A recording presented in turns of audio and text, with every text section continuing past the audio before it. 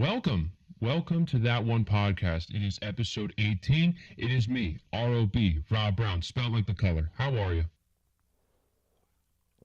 Because I'm doing pretty good today. I'm doing pretty good. Some things... wait a minute. I didn't do my claps. Yeah, thanks. But I believe we can go over some really good stuff today. Really good stuff. Yeah, there we go.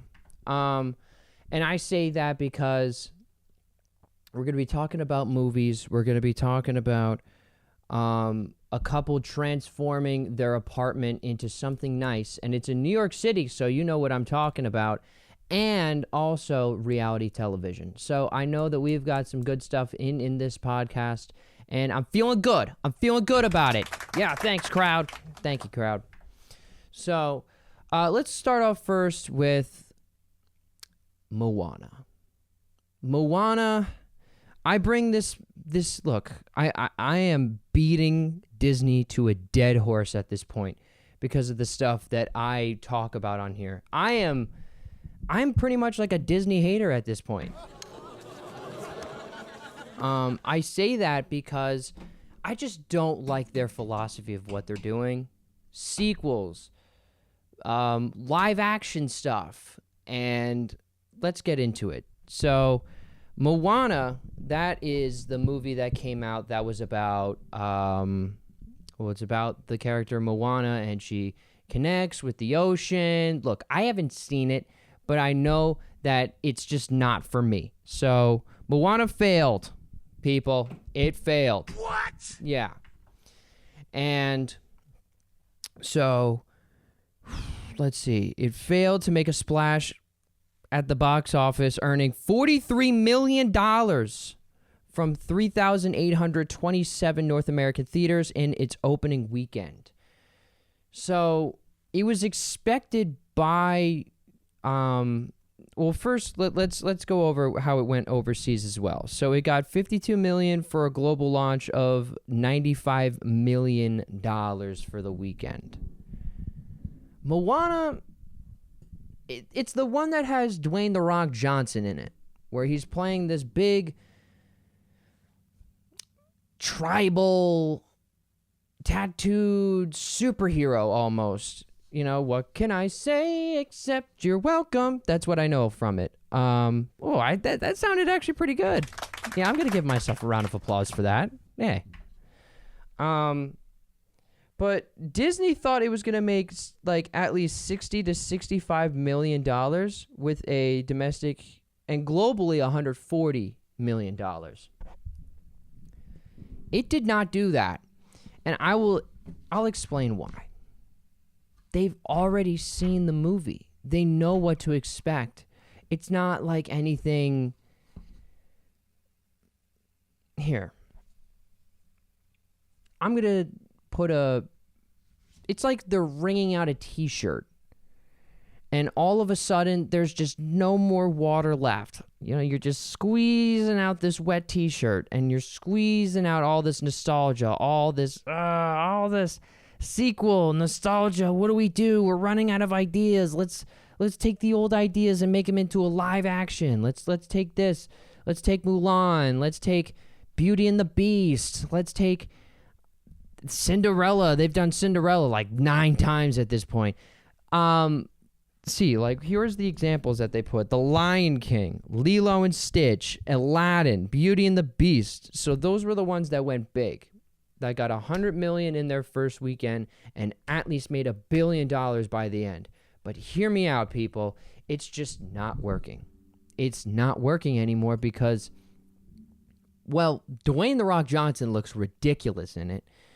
They could have just done his usual tribal tattoos and just added more. Instead, they put him in like a Hulk costume and painted it his color. It looks like they put a muscle guy in a muscle suit and put tribal tattoos over him, and that's it. It just doesn't work. He looks too fake in it. And The Rock with the wig on is ridiculous because we all know he's bald, and he looks better bald. He looks better bald. Oh my God. It's Disney needs to come up with something that is not. I understand that the perspective of that they need to teach something in every single thing now, but like half of the audience is adults at this point. Give a round of applause for that. Disney adults, yeah. And I think they should go back to making stories again. Fire this writing team. Just let them all go. Let them all go. No more of, what was the Snow White and the Seven Dwarves shenanigans where the budget is just way out of the water and there's no way of you making money from it, so then you just release it for fun. You need something that is where it's just going to be new, like new princess. Like go with, go with the perspective of what they always go with, and something has to be wrong with the princess. Maybe something like a one-legged princess. How about that? They walk around and it's one-legged, she doesn't deserve to be the princess. And instead of the glass slipper, it's a prosthetic leg that fits her. I don't know. I don't know, people. It needs to be something new, something different.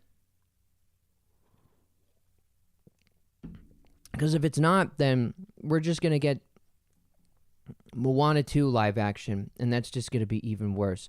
What things have they not made into, like Toy Story live action? No, that wouldn't work. That wouldn't work. Because then you have to make Tom Hanks. Tom Hanks. Oh, Tom Hanks. Their philosophy isn't working anymore. And they really tried to work off of the 90s, because this is what I learned from researching about it. They tried to take, because there was a big boom in Disney in the 90s where they made fantastic stories and they were really good. Banger after banger after banger. Aladdin, Lion King, Mulan. What else isn't and then they just kept going. Tangled. Tangled is in the 2010s, but Princess and the Frog. All right, I think I named off a good amount, but those became live action, and it just doesn't work. Beauty and the Beast. Forgot about that one. Hercules. These were the ones that I grew up watching, but we don't need to make them live action. I understand that it creates the perspective that the kids learn about your favorite movie, and then you get to see your favorite movie once again, so you're reliving the moment. It's not, they can only relive the moment for so long. And I mean, think about it. What are they going to do for the theme parks? Are they going to have live action? No, they're not going to have live action stuff at the theme park. They already do, and it's called cast members. I just think that they need to create more characters. Think about it. You're going through a lull. You're going through a tough part. Just got to make new characters. Make new characters. I believe in you, Disney. I believe in you. Because if you don't, then you're just going to keep losing people. And you can't keep losing those people. I'm telling you right now. You were on fire. You were doing fantastic, Disney. I had to hate you on purpose. And because I was so annoyed and, why is everybody now like Disney? Because that was a point where, I used to like Disney a lot. The Disney movies, all that stuff. I would go see it when I was a kid. And then, middle school hit, and I was like, wait a minute, I can't see all these Disney movies anymore, because then not everyone's going to think I'm cool. And then I figured out that everybody else was watching the Disney movies doing the same exact thing as me. But they just need new characters. That's how I'm wrapping it up here. You guys need new characters. And when you get those new characters, think about it. New toys, because that's what you love doing. Toys, you got... It doesn't... Who cares if it doesn't work in testing screens and all that, because that's all they do. They just put stuff in testing screens and testing screens and testing screens, and it's like, how much of these movies are you going to make people watch to be like, this sucks? Just make something new, please. Hello. We are taking a 5-minute short break just for 5 minutes of pro wrestling, and the timer starts now. So we are going to be focusing more on just one specific match today, and that is a match that is going to be happening with Seth Rollins and Roman Reigns at SummerSlam for the World Heavyweight Championship. They are making it super heavy because of the importance of this match. I say it's important because it's been meaning to happen for a very long time. They haven't faced each other for 4 years at this point, and the last time that they faced, Seth technically won because of a disqualification. But it's big because they came up together at the same exact time. They were a part of a group called The Shield. And The Shield was Roman Reigns, Seth Rollins, and another guy, Dean Ambrose. And there was a time where these guys revolutionized what pro wrestling is, because they were all bringing in something new, and they were their own generation. That was the coolest part of it. But now they all went their own ways. Seth turned on them, so Seth became the real heel. Roman was supposed to be the big good guy, the replacement. Can't really explain his story in a 5-minute thing, but he has made his way to becoming the number one guy in WWE. So, kind of. I'd still say yes. He's the tribal chief. He holds the record right now for the longest reigning championship for this generation. He held the championship for 4 years, and Seth is now just that guy who's 1A. You know what I'm saying? Like, for people to really put in the perspective, Roman is Hulk Hogan, and Seth Rollins is like his Randy Savage. They're alike. They're very much alike. I mean, they have the same haircut, same beard, but don't worry about that. What the important thing is that it's going to be a big match, and they're giving a big emotional feel to it. Seth saying that, yes, even though he's always beaten Roman, he needs this match because, one thing, he'll get the world title, and two, he'll finally be the number one guy. Roman has to win because, well, on Roman's perspective, he has to win because of he's never beaten Seth Rollins, and this will be another feather in his cap, that he has officially beaten Seth, that now he can get over that hump, and now he will be truly the best guy in town. I don't know who I'm going to go with at this point. I don't know who I want to do well in this match. I would love to just see a great performance from the both of them.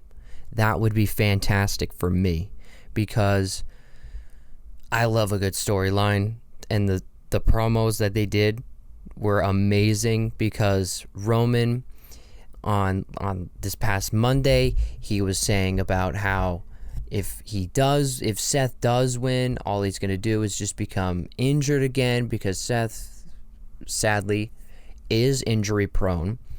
But Seth was able to come back with emotion, kind of the roasting a little bit about how the tribal chief, blah, blah, blah, does the same thing, blah, blah, blah. But is it weird to say that I want Seth? I want Seth, but I also like Roman Reigns. To me, this is a time where I don't predict everything. I usually go into these things and I'm able to predict, okay, this person's going to win, this person's going to win. But right now, I have no idea who will win this match. Because, I mean, like, the other stuff, like, who else is happening? I mean, Cody versus CM Punk, that could be another one where I'm like, oh, I don't know. But SummerSlam is going to come out to a really good event. I'm feeling it. I'm loving it. And is it bad to say that SummerSlam is now becoming a better event than WrestleMania? I think so. Because, yes, the hype is, not as big as WrestleMania, but the matches are better. And ladies and gentlemen, that was 5 minutes of professional wrestling. Speaking of transforming things, this lady, I am seriously jealous about. I am so jealous. It has taken me 2 tries to start this topic because I'm so jealous. I tried to be fake about it, but I'm not. I'm not going to be fake around this time. I am so jealous this lady has an apartment in New York City. She moves from Utah to New York City because she wants to live in the Big Apple, I'm the king of New York. Da-na-da-na. Suddenly, I'm redoing my apartment because I think I can, and I become friends with my landlord. She became friends with her landlord, and that's how she was able to do this. You may be saying to yourself, how does she become friends with her landlord? I think it's because all of her stuff was going viral on social media. That's what stuff gets you now. Like, if this girl went up to her landlord and was like, hey, I'm taking out the cabinets. I'm going to put in new cabinets. The guy would be like, what the fuck? No, you cannot do that. Sorry, I don't want to make assumptions of this guy being a foreigner or something like that. I'm thinking Spider-Man 2. Remember in Spider-Man 2 and 3 when Peter Parker, this is for all the nerds out there, Peter Parker, Tobey Maguire edition, my man was living in an apartment, and the apartment was like one room, and the guy was foreign. So that's what I'm going with. I'm going with that the guy was a foreign guy, and he was like, no, you can't do these cabinets. What are you doing? What the fuck? You can't be doing these cabinets. What is wrong with you? But when she shows, hey, I'm getting 300,000 people to like my thing on TikTok, he's going to be like, whoa, never mind. Do this however you want. People want to see my apartment. Damn. A yawn. I'm so jealous. This woman's making a closet, like a glorified closet, into something that is nice. I can't do that. I can't even do that here in my place because I'm in this I'm in the thick of it. I'm in the thick of it, people. I'm working retail. It's been an interesting time working retail. I'll say that, because like this lady gets to just. She takes all of her money. This is a jealous rant. She takes all of her money and moves to New York City, and in 3 months, she just makes this whole apartment into a new thing and goes viral for it. Bitch, I wish I could put up a poster and go viral for it. Are you fucking kidding me? Are you kidding me? This is what life has gone to, though. Everything has to be viral. Everything has to be on social media, A celebrity takes a shit, they got to put it on, That's why I feel bad for the people who, like the millennials who got popular on Vine and YouTube in the 2010s, and now it's the 2020s, and they're like, I got to keep doing this, like, I got to do something that makes me go viral,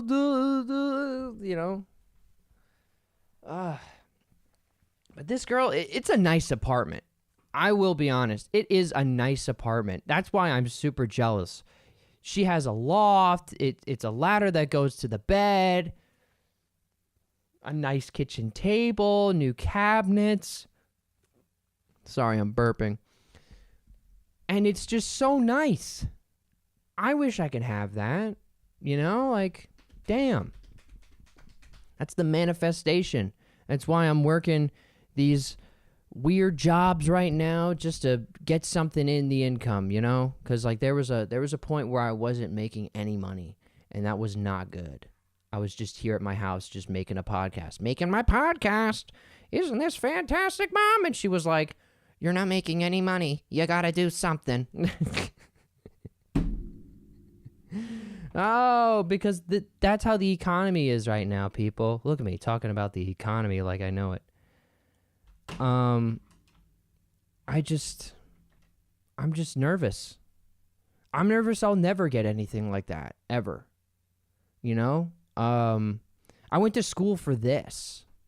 I went to school for radio and podcasting, so, you know, I got A's in all of that classes and all that shebang, but it's like a glorified thing. I hate when I get into these like rants like this, but it's just something that feels more free. I'd rather be this than be fake like, wow, wasn't that a great apartment? I love apartments. Because like I don't own an apartment. I don't have a lease on an apartment. I'm jealous. I'm super jealous. And the most challenging aspect of working on the apartment, however, was finding stuff that fits the dimensions of a small New York apartment. No shit, honey. No shit. Oh, man. Can this fit in our small, tiny closet apartment? Yeah, it probably can, but it's just going to take up most of your apartment. This is a negative. Here, do I have a negative song? That is not negative.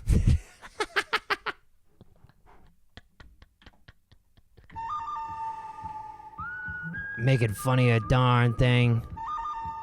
You darn apartment, I don't like it. I'm like the ant. The ant that just comes to your apartment and is like, oh, I see dust in the corner. You gotta work on that. Find anything that you don't like about it. I just don't like this apartment. The coloring isn't great. I hate your apartment.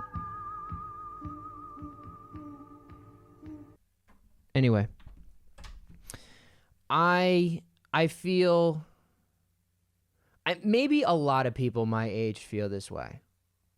Where, let's put on the sunglasses for this because I've already looked nerdy enough in this. Putting the sunglasses on, I look like Tim Dillon on his podcast. I just want a world that we can live in where it's just a little bit nicer for my group of Generation Z. You know?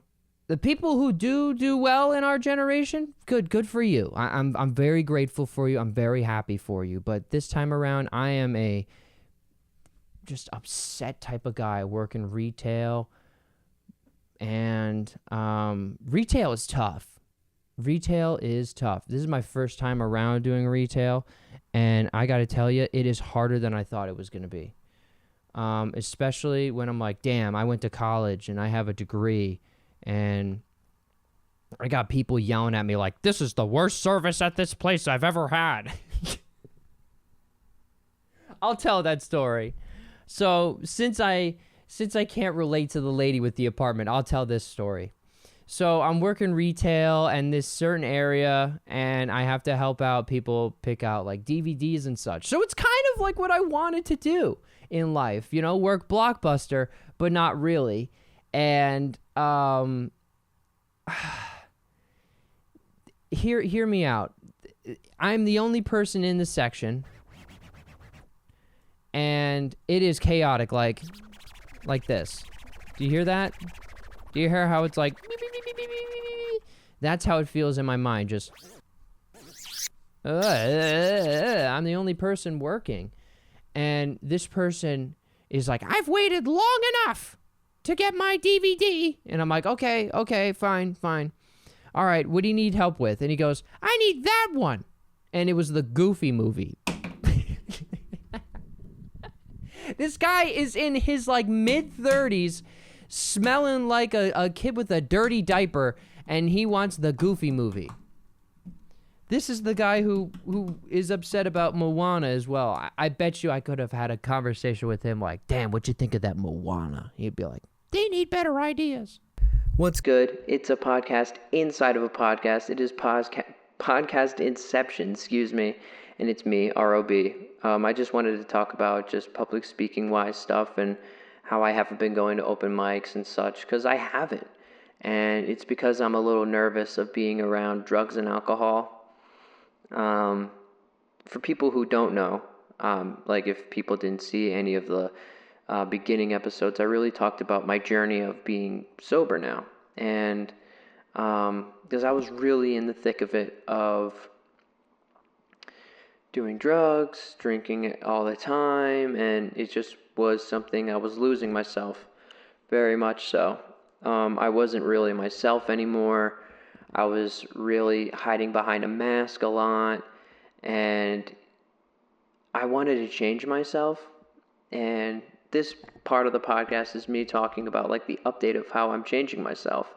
So trying to figure out new ways of going and doing public speaking, because that's like if you don't know by now, public speaking is my favorite thing to do. I love going up and talking to people and going up on stage and doing something, and whether if that's doing comedy, writing a speech, and I'm even trying to dive into doing plays and stuff. So I've been doing a lot of cold calling. Not exactly cold calling, but doing cold emails. And that's something new for me. Because, I mean, it was kind of that way when you would go to an open mic. And I was explaining this recently, where when you go to an open mic, you just show up at a bar, you sign your name up, maybe you talk, because like the first times around, you maybe talk to some people, and then you go up on stage and you're nervous. Me, I was confident because I'm finally doing something that I really wanted to do, but I don't know. You might hear the plane in the background. Look at me getting distracted. I'm getting distracted because this is more of a personal part of it. But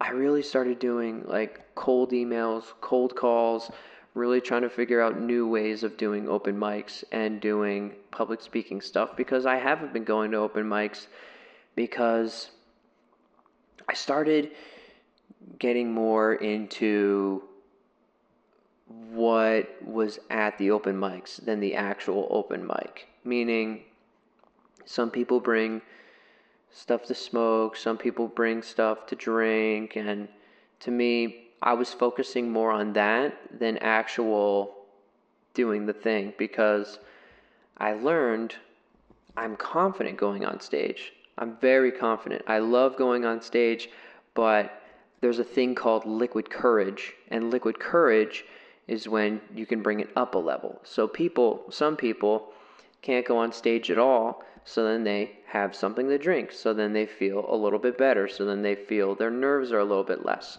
Me, I would do it to the point where I thought, okay, since I'm like not nervous, I'm even more confident, so now I'm going to be the best person at the place. And I would get that feeling, but I wasn't getting it from my inner self, if you get what I'm saying. I wasn't getting it from just being me. And I knew that I can do that, but I started to really depend on drinking and depend on doing other things like smoking, and I got stuck. So I went and I got some help, and the help really got me to figure out who I really am, and that is someone who really enjoys being on stage, someone who really enjoys doing comedy and getting people to be, emotionally invested in something that you're talking about. And it's gotten me scared to go back to those places, because a big thing that you learn is when you go back to those old habits of doing things, like around those things, then you go back into the thick of it. And I do not want to go back to the thick of it. I don't want to do that stuff anymore because I know that it's not fit for me, you know? Like I've started to grow out of what that is. And that's even for people who I used to hang out with. I'm sorry that I don't hang out with you as much because I'm nervous I'm going to go back to that stuff. I'm nervous that that's what's going to happen to me, and then all of my progress that I'm doing is just going to disappear like that. And I don't want that. So I haven't been hanging out with people as much, and I'm sorry. That's a big apology for me to say. I'm sorry that I don't do that, but I've started to do new things. Cold call, send out cold emails where, it's me talking to people who I haven't, like I'm introducing myself, like I'm trying to expand what I do. For instance, there's a new thing that I'm doing. I'm really excited for it. It's going to be coming up in the later months. I'm also doing a show at the Fat Moose, and that's at the Fat Moose Comedy Shop, not comic shop, not comedy shop, because I'm going to be doing comedy there. I'll send out the commercial right after this segment, and I'm just excited for that stuff because I always used to dream that I was going to be this big comedian, big guy, big head honcho. Like when I went into open mics, I thought that was what I was going to do. All of a sudden, I was going to go to these open mics, and then I was going to network with this person, and network with this person, and network with this person, and then somehow, some way, in a year, I would be on, or year 2, 3, 4, I'd be on something big. And I could do that, but I'm learning that I was focusing on the wrong things. And focusing on the wrong things was the partying aspect. And I shouldn't have been doing that because I lost myself. I lost myself in that world. That's something that gets talked about in recovery, where you create this world in front of you that really isn't reality. And I started to lose that reality of I was spending a lot of money on stuff. I was spending a lot of money on going to open mics. I was spending a lot of money on just things that I didn't need. And now since I've been clean, I've been really trying to open up to new things. And one of them is TEDx in Asbury Park. I'm really excited about that because something with TED I've always wanted to do. I believe that ever since I learned about it in high school, I was like, man, I feel like that's something that I can do. And now I reached out to them and I'm in the works of doing something with them. I'm really excited for that. And this is a moment of you can do things. You just have to figure out a new way of self-confidence. For all the people out there who, are sober or looking to get sober, you can do it. First things first, you can do it. It's okay to ask for help, because I asked for help. And when you work, hard work is going to beat the talent. I thought that the talent was just going to bring me the entire way. But no, the part that I was missing was the hard work. The hard work is reaching out to people, sending stuff to people, figuring out, new ways for yourself. Because, I don't know, I loved hanging out with those people, and I loved hanging out with those guys, and I miss you guys. But I just kept getting myself stuck. And I couldn't get myself stuck, especially because I was doing it this is now, technically it would be my second year in comedy, second full year. And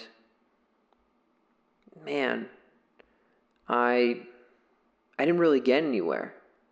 I was able to get on shows and stuff, but I needed to do something for myself.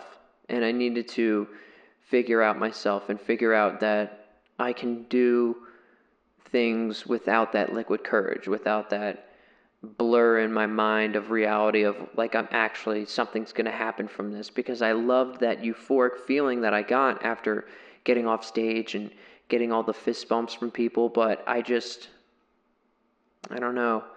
I really want to go back to it, but I'm so nervous of being around specific stuff. So, just a small little podcast in between the podcast. We'll get back to the topics and such right now, but I just wanted to add this little moment because I felt it while I was recording this other part of the podcast where I was just like, I'm not being myself. I'm not being who I really want to be. So, let's get back to it. Thank you so much. Love Island just ended, and I gotta tell you, they've got some certain rules that you have to follow to do well on Love Island. Not just do well, but to just stay on the show. Now let's read them. I'm gonna have to put on my nerd glasses again because I can't see with the sunglasses. Look at me. I feel like an old person. So Love Island requires applicants to be single. Do you imagine being married and being like, hi, I'm on Love Island. I've got a wife and 3 kids. And they're like, why are you on the show? I want to say hi to my wife at home. So you have to be available for 6 to 8 weeks and in good physical and mental health shape. I disagree with the mental health part. Now, hear me out. Do you know why I disagree with the mental health part? They got to know about real reality TV is that you got to wake these people up in the middle of the night and freak them out. That's how you get good TV. Come on. Just look at Survivor, The Jersey Shore. I mean, so many of these where they just wake them up like, hey, wake up. This thing is happening right now. You need to go figure it out. Like, come on, Love Island, which we'll get to because you technically can't have any conversations with anyone outside of the villa. But the casting involves a 76-question application, video submissions, and multiple interviews to showcase the personality and dating history. Do you imagine your dating history is so bad that they're like, look, you passed everything else, but your dating history is tough. Because it's always, because like, think about it. When I used to watch The Bachelor with my sister, it was about like the guys always had one good relationship and then something happened. They haven't been dating for 3 years. They haven't been dating for 2 years. You know, they're helping out their grandma. Mom just died. Something like you know, it's a tragic thing. It's not like they've been hoeing around. You know, like they won't have someone on where it's like, yeah, I've been hoeing around. But 76 questionnaire. What do you think that's about? It's probably like situation stuff. You know, like if this happens, would you do this or would you do this? Oh my God, if it's open-ended as well. Oh my God, this is giving me SAT, ACT type of anxiety. Hopefully there's no time limit. I hate tests with time limits. Do you imagine Love Island's like, you got 30 minutes to answer this questionnaire and it's going to be great. Whoa! I'd just be like, 76 questions?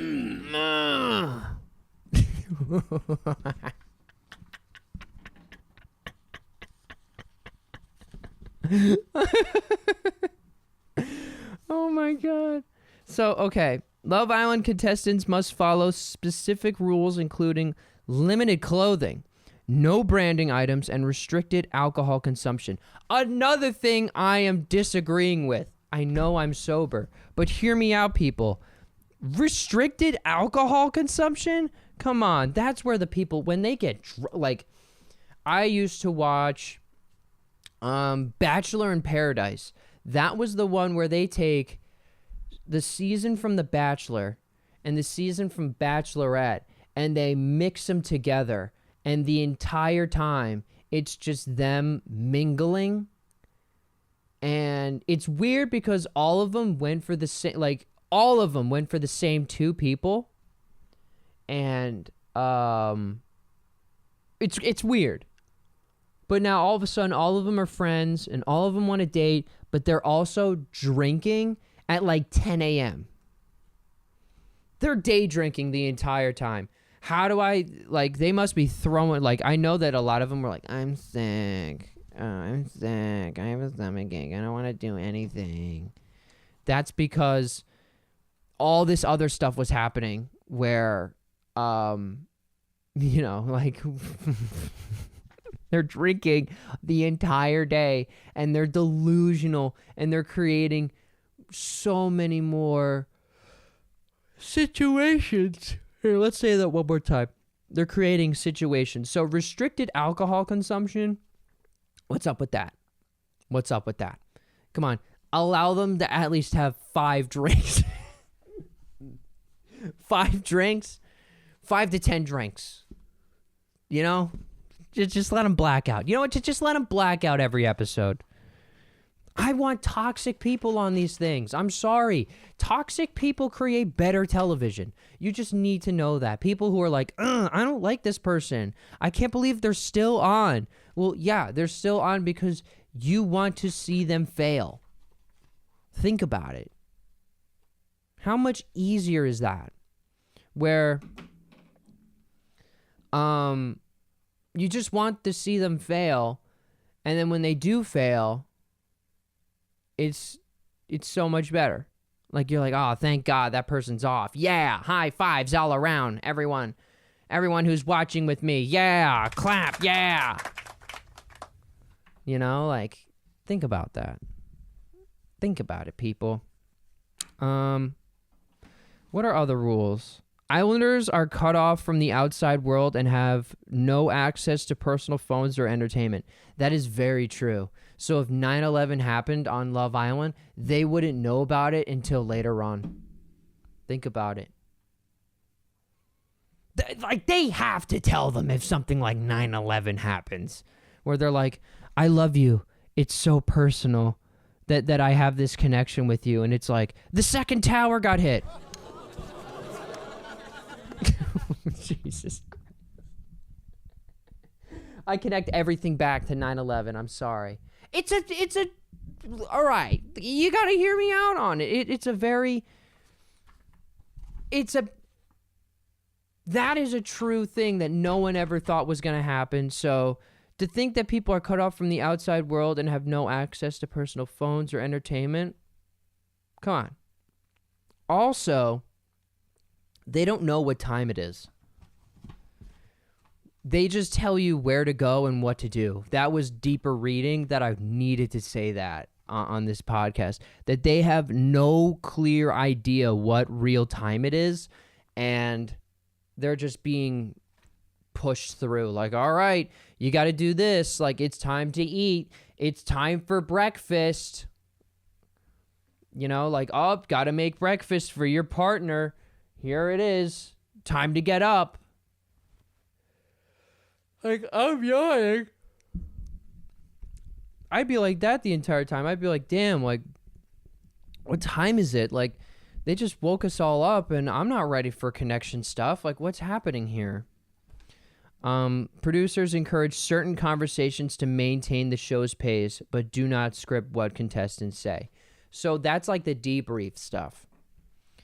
Debriefs meaning hey, this argument happened last night. You should probably talk about it. I need you to talk about this toxic thing that happened last night, and I need you to really cry about it, okay? Action. Oh, boy. Have you ever wanted to see a live podcast in person? Hey, it's me, R.O.B., Rob Brown, spelled like the color, and I'm bringing my podcast to Fat Moose Comics. It's going to be at 53 Parsippany Road in Whippany at 2 p.m. on August 23rd. It is going to be a fantastic show. It's going to be me doing a live podcast, doing some skits, and also questions at the end. Feel free to come out. It's going to be a fantastic time. I'm going to bring the entertainment, and you bring the fun. Ladies and gentlemen, it's been real, it's been fun, and I hope to see you at this one. Peace. Well, that's all the time that we had today for this podcast. I want to thank you so much for listening. Thank you so much being a part of the podcast. Remember to give us a like, give us a subscribe. If you're watching us through Spotify, give us a download, give us a follow. If you're watching from Apple Podcasts, give us a like and give us a follow. Just download our podcast. It'll be a great time. And I want to thank you so much for being a part of this journey. It's been real. It's been fun. And I hope to see you in the next one. Thank you so much. You have a great rest of your day.